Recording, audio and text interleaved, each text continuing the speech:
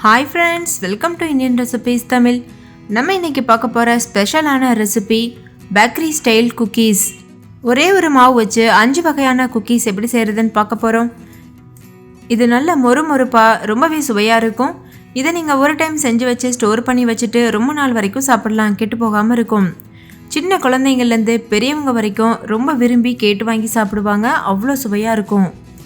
இதை நீங்க ஈவினிங் டைம்ல ஸ்நாக்ஸாக கொடுக்கலாம். நம்ம வீட்டிலையே செஞ்சுருக்கிறதுனால ரொம்ப ஹைஜீனிக்காகவும் ஹெல்த்தியாகவும் இருக்கும். இப்போ வாங்க ஃப்ரெண்ட்ஸ், வீடியோக்குள்ளே போய் இந்த ரெசிபி எப்படி செய்கிறதுன்னு பார்க்கலாம். வீடியோக்குள்ளே போகிறதுக்கு முன்னாடி நம்ம சேனல் இந்தியன் ரெசிபிஸ் தமிழை சப்ஸ்கிரைப் செய்யாத நண்பர்கள் சப்ஸ்கிரைப் செய்துக்கோங்க. பக்கத்தில் இருக்க பெல் சிம்பலையும் கிளிக் பண்ணிவிட்டு ஆல் என்ற ஆப்ஷனையும் கிளிக் பண்ணி சேவ் பண்ணிக்கோங்க. இப்போ இந்த ரெசிபி பண்ணுறதுக்கு ஒரு மிக்சிங் பவுலில் 100 கிராம் அளவு பட்டர் சேர்த்துக்கோங்க. இது அரை கப் அளவு பட்டர் இருக்கும். இதை ஒரு விஸ்க் வச்சு நல்லா கலந்துக்கோங்க. இதோட கலர் இப்போ எல்லோ கலரில் இருக்குல்ல, இது ஒயிட் கலரில் மாறுறது வரைக்கும் நல்லா கலந்துக்கோங்க. இப்போ இதில் சுகர் பவுடர் சேர்த்துருங்க. 1/4 கப் அளவுக்கு சுகர் பவுடர் சேர்த்துருக்கேன். சேர்த்துட்டு நான் சொன்னது போல் ஒயிட் கலரில் மாறுறது வரைக்கும் இதை நல்லா மிக்ஸ் பண்ணிக்கிறலாம். இதில் நம்ம பேக்கிங் சோடா, பேக்கிங் பவுடர் இப்படி எந்த பொருட்களும் சேர்க்க போகிறதில்ல. இந்த பட்டர் தான் நம்மளுடைய பிஸ்கட்க்கு நல்ல ஒரு கிறிஸ்பினஸ் கொடுக்க போகுது. அதனால் எந்த அளவுக்கு விஸ்க் வச்சு நல்லா மிக்ஸ் பண்ணுறீங்களோ அவ்வளோத்துக்கு உங்களுடைய குக்கீஸ் நல்லா கிறிஸ்பியாக இருக்கும். இப்போ பாருங்கள் ஃப்ரெண்ட்ஸ், நல்லா இதை பீட் பண்ணியாச்சு. கொஞ்சம் பார்த்திங்கன்னா அதோடைய கலர் நல்லா சேஞ்ச் ஆகிட்டு ஒயிட் கலரில் வந்திருக்கு. இது கரெக்டான பக்குவம். இப்போ பாருங்கள், இதோட கன்சிஸ்டன்சியும் கொஞ்சம் நல்லா திக்காக இருக்கும். இதில் நீங்கள் ஞாபகம் வச்சுக்க வேண்டியது ஒரு விஷயம், நம்ம பட்டர் சேர்க்கும் போது அது ரூம் டெம்பரேச்சரில் இருக்க மாதிரி பார்த்து சேர்த்துக்கோங்க. அப்போ தான் உங்களுக்கு மிக்ஸ் பண்ணுறதுக்கு ஈஸியாக இருக்கும். அவ்வளோதான், இது நல்லா கலந்தாச்சு. இப்போ நம்ம குக்கீஸ் பண்ணுறதுக்கு இது தயாராக இருக்குது. இப்போ இதில் 1/4 கப் அளவு மைதா மாவு சேர்த்துக்கோங்க. நீங்கள் மைதா மாவுக்கு பதிலாக கோதுமை மாவு கூட சேர்த்துக்கிறலாம். சேர்த்துட்டு கை வச்சு நல்லா பிசைஞ்சுக்கோங்க. நல்லா சப்பாத்தி மாவு பதத்துக்கு பிசைஞ்சு எடுத்துக்கோங்க. இந்த மாவு ரொம்ப கெட்டியாகவும் இருக்கக்கூடாது, ரொம்ப தண்ணியாகவும் இருக்கக்கூடாது, மீடியமான அளவில் இருக்கணும். அப்போ தான் குக்கீஸ் பண்ணும்போது விரிசல் விழுகாது. ஒருவேளை உங்களுடைய மாவு ரொம்ப டைட்டாக இருக்க மாதிரி தெரிஞ்சதுன்னா கொஞ்சம் போல் தண்ணி இல்லைனா பால் சேர்த்து பிசைஞ்சிக்கிறலாம். இப்போ நம்மளுடைய மாவு தயாராக இருக்குது. இந்த ஒரு மாவை வச்சே நம்ம 5 விதமான குக்கீஸ் பண்ண போகிறோம். அதனால் இதை 5 வகையான மாவாக பிரிச்சுக்கிறலாம். இப்போ பாருங்கள், 5 வகையாக பிரித்தாச்சு. இது ஒரு ஓரமாக இருக்கட்டும். வேறு ஒரு பாத்திரத்தில் அந்த 5 வகையான மாவுலேருந்து ஒரு மாவை மட்டும் எடுத்து வச்சுருக்கேன். இதில் நம்ம கொஞ்சம் போல் டூட்டி ஃப்ரூட்டி சேர்த்துடலாம். நான் பச்சை கலர், அதுக்கப்புறம் ரெட் கலர் டூட்டி ஃப்ரூட்டி சேர்த்துருக்கேன். சேர்த்துட்டு இது நல்லா பிசைஞ்சு எடுத்துக்கோங்க. இது டூட்டி ஃப்ரூட்டி குக்கீஸ். இப்போது டூட்டி ஃப்ரூட்டி குக்கீஸ்க்கு மாவு தயாராகிருச்சு. இது ஒரு ஓரமாக இருக்கட்டும். அடுத்த வகையான மாவு எடுத்துருங்க. அதில் கொஞ்சம் போல் சாக்லேட் சிப்ஸ் சேர்க்குறேன். சேர்த்துட்டு இதையும் நல்லா நம்ம மிக்ஸ் பண்ணிடலாம். இது நம்ம கடைகளில் வாங்கி சாப்பிடக்கூடிய சாக்லேட் குக்கீஸ் டேஸ்ட்டில் இருக்கும். இப்போது சாக்லேட் குக்கீஸ்க்கும் மாவு தயாராக இருக்குது. இது ஒரு ஓரமாக இருக்கட்டும். அடுத்த மாவை எடுத்து வச்சுருங்க. இதில் நம்ம ஜீரகம் பிஸ்கட் செய்ய போகிறோம். நம்ம கடைகளெல்லாம் உப்பு பிஸ்கட் வாங்கி சாப்பிட்ருப்போம்ல, அந்த சுவையில் இருக்கும். அதுக்காக கொஞ்சம் போல் சீரகம், கொஞ்சம் போல் உப்பும் சேர்த்துட்டு நல்லா பிசைஞ்சுக்கோங்க. இது ஒரு 1/2 டீஸ்பூன் அளவு சீரகம் இருக்கும். சுவைக்கேற்ப உப்பு சேர்த்துக்கோங்க. இதே நல்லா பிசைஞ்சு தனியாக வச்சாச்சு. அதுக்கப்புறமா அடுத்த மாவை எடுத்து வச்சுருங்க. இது முந்திரி பிஸ்கட். நான் கொஞ்சம் போல் முந்திரி பருப்பு, கொஞ்சம் போல் பிஸ்தா பருப்பு ரெண்டுத்தையும் சின்ன சின்ன பீசஸாக கட் பண்ணிவிட்டு சேர்த்துருக்கேன். சேர்த்துட்டு இதையும் நல்லா பிசைஞ்சாச்சு. இப்போ இது தனியாக வச்சிடலாம். அதுக்கப்புறமா அடுத்த மாவில் நம்ம மார்பிள் பிஸ்கட் செய்ய போகிறோம். அதனால் இதையும் 2 பீஸாக பிரிச்சுருங்க. பிரிச்சுட்டு அந்த ஒரு பாதி இன்னொரு பக்கம் வச்சுருங்க.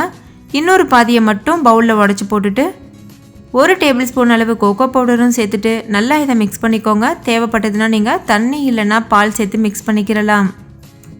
நம்ம முந்திரி பிஸ்தா போட்டு ஒரு பிஸ்கட் பண்ணோம்ல, அதில் நீங்கள் உங்களுக்கு விருப்பமான நட்ஸ் கூட சேர்த்துக்கிறலாம்.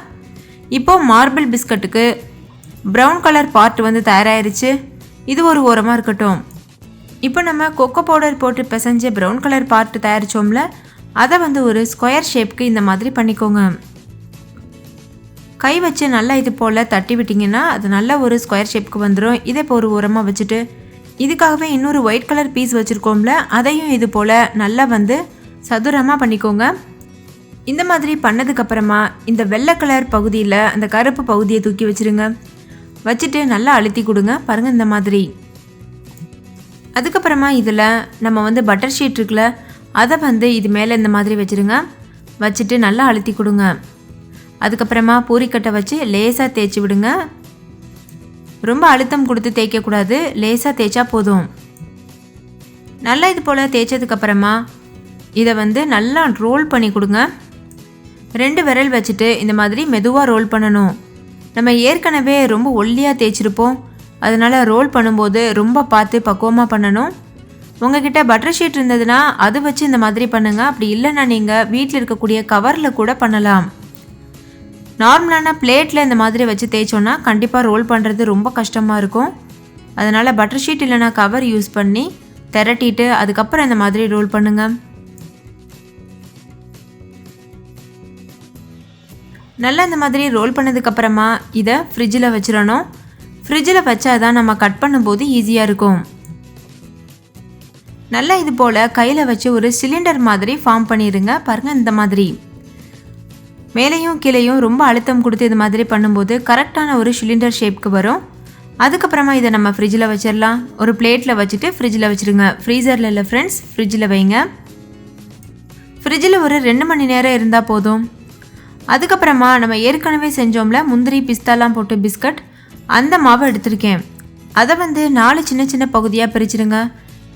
4 பகுதியாக பிரித்ததுக்கப்புறமா சின்ன சின்ன உருண்டைகளாக உருட்டி உள்ளங்கையில் லேசாக தட்டி இந்த மாதிரி பிஸ்கட் போல் பண்ணிக்கோங்க. உருட்டும் போது விரிசல் இல்லாமல் உருட்டணும். அப்போ தான் நம்ம பேக் பண்ணும்போது குக்கீஸில் விரிசல் வராது. பாருங்கள் இந்த மாதிரி கொஞ்சம் கூட விரிசல் இல்லாமல் நல்லா உருட்டி தட்டி வச்சுக்கோங்க.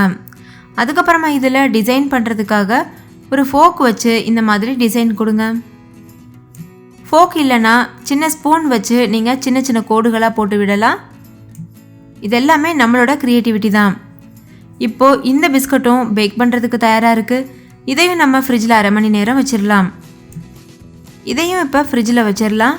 குறைஞ்சபட்சம் 1/2 மணி நேரம் வைங்க. அதிகபட்சமாக 2லேருந்து 3 மணி நேரம் கூட வைக்கலாம். அடுத்தது டூட்டி ஃப்ரூட்டி பிஸ்கட்.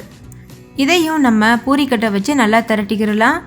இதுக்கு மேலே பட்டர் ஷீட் போட்டு திரட்டினீங்கன்னா ஒட்டாமல் வரும். இதை நான் ஸ்கொயர் ஷேப்பில் குக்கீஸ் மாதிரி பண்ண போகிறேன். உங்களுக்கு விருப்பம் இருந்ததுன்னா நீங்கள் எந்த ஷேப்பில் வேணாலும் பண்ணலாம். இப்போ இதை கத்தி வச்சு 4ஆக பிரித்து எடுத்துடலாம். ஓரங்களெல்லாம் வெட்டி தனியாக வச்சுட்டு அதுக்கப்புறமா இதை 4ஆக கட் பண்ணணும்.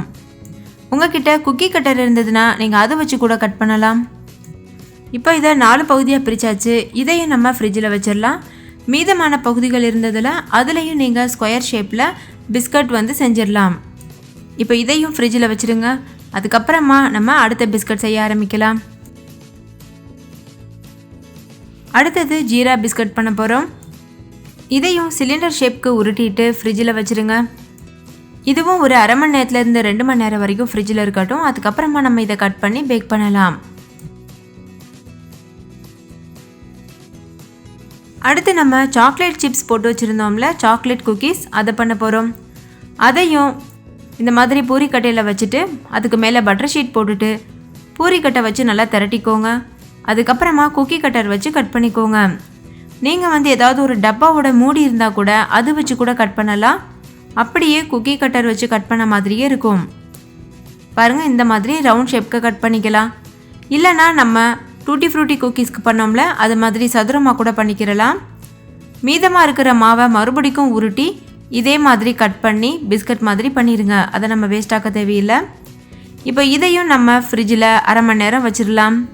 நான் எல்லா பிஸ்கட்டையும் சேர்த்து ஒரு 2 மணி நேரம் ஃப்ரிட்ஜில் வச்சுருந்தேன். உங்கள்கிட்ட டைம் இருந்ததுன்னா நீங்கள் எவ்வளோ நேரம் வேணாலும் ஃப்ரிட்ஜில் வச்சுருக்கலாம். இப்போ பாருங்கள் 2 மணி நேரத்துக்கு அப்புறமா இதை எடுத்துகிட்டு வந்தாச்சு. இதை நம்ம ரவுண்ட் ஷேப்பில் கட் பண்ணிடலாம். நம்ம மற்ற எல்லா பிஸ்கட்டுமே ஒரு ஷேப்போடு பண்ணியிருந்தோம். இந்த மார்பிள் பிஸ்கட்டும் ஜீரா பிஸ்கட்டும் மட்டும் சிலிண்டர் ஷேப்பில் பண்ணி வச்சுருந்தோம். அது எதுக்காகனா இந்த மாதிரி கட் பண்ணி அதுக்கு ஷேப் கொடுக்கறதுக்காக. பாருங்கள் இந்த மாதிரி நம்ம ஃப்ரிட்ஜில் வச்சுருந்து எடுத்ததுக்கப்புறமா கட் பண்ணுறதுனால ரொம்ப ஈஸியாக கரெக்டான ஷேப்க்கு கிடச்சிருக்கு. அப்படி இல்லைன்னா ஒழுங்கான ஷேப் வராது. அதுக்காக தான் நம்ம ஃப்ரிட்ஜில் வைக்கிறோம். அதுக்காக மட்டும் இல்லை, நம்மளுடைய குக்கீஸ் நல்லா பெர்ஃபெக்டாக பேக் ஆகி கிடைக்கணும், அதுக்காகவும். இப்போ நம்மளோட மார்பிள் குக்கீஸ் தயாராகிருச்சு. இது பேக் ஆகிறதுக்கு ரெடியாக இருக்குது. அதுக்கப்புறமா நம்ம ஜீரா பிஸ்கட்டையும் இதே போல் கட் பண்ணி எடுத்துடலாம். இப்போ பாருங்கள், ஜீரா பிஸ்கட்டையும் அதே போல் நம்ம கட் பண்ணி தயார் பண்ணி வச்சிடலாம்.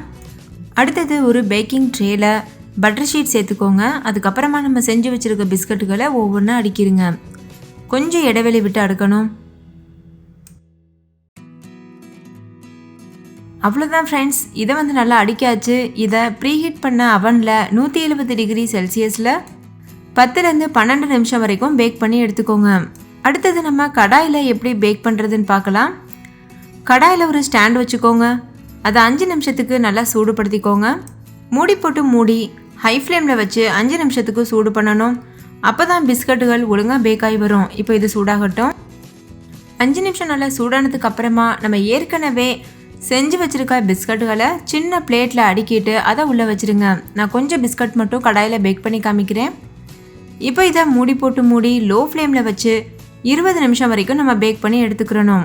டைம் உங்கள் அடுப்பினுடைய தீ அளவை பொறுத்து மாறுபடலாம். இப்போ பாருங்கள் ஃப்ரெண்ட்ஸ், 20 நிமிஷம் ஆயிடுச்சு. குக்கீஸ் நல்லா வெந்து வந்திருக்கு. இதை இப்போ வெளியில் எடுத்துகிட்டு நல்லா ஆற வச்சுட்டு அதுக்கப்புறமா நம்ம ஒரு ஏர்டைட்டான டப்பாவில் ஸ்டோர் பண்ணி வச்சுக்கலாம். இப்போ இது கொஞ்சம் மெதுவாக இருக்க மாதிரி இருக்கும். ஆறுனதுக்கு அப்புறமா நல்லா முறுமுறுப்பாக இருக்கும். இதே மாதிரி நம்ம அவனில் பேக் பண்ண குக்கீஸையும் வெளியில் எடுத்துடலாம். அவ்வளோதான் ஃப்ரெண்ட்ஸ், எல்லா குக்கீஸும் சூப்பராக தயாராகிருச்சு. நீங்களே பாருங்கள் ஃப்ரெண்ட்ஸ், ரொம்ப கலர்ஃபுல்லாக பார்க்குறதுக்கே ரொம்ப அட்ராக்டிவாக இருக்குது. ரொம்ப மொறுமொறுப்பாக சாஃப்டாக இருக்கும். சின்ன குழந்தைங்கள்லேருந்து பெரியவங்க வரைக்கும் கேட்டு வாங்கி சாப்பிட்ற அளவுக்கு சுவையாக இருக்கும். கண்டிப்பாக ட்ரை பண்ணி பாருங்கள். ட்ரை பண்ணிவிட்டு உங்கள் எக்ஸ்பீரியன்ஸ் எப்படி இருந்ததுன்னு கமெண்ட்லாம் கூட ஷேர் பண்ண மறந்துடாதீங்க. இந்த வீடியோ பிடிச்சிருந்தா லைக் பண்ணுங்கள், ஷேர் பண்ணுங்கள், சப்ஸ்கிரைப் பண்ணுங்கள். ஓகே ஃப்ரெண்ட்ஸ், இன்னொரு சூப்பரான ரெசிபியோட நான் உங்களை சந்திக்கிறேன். தேங்க்யூ, பாய்.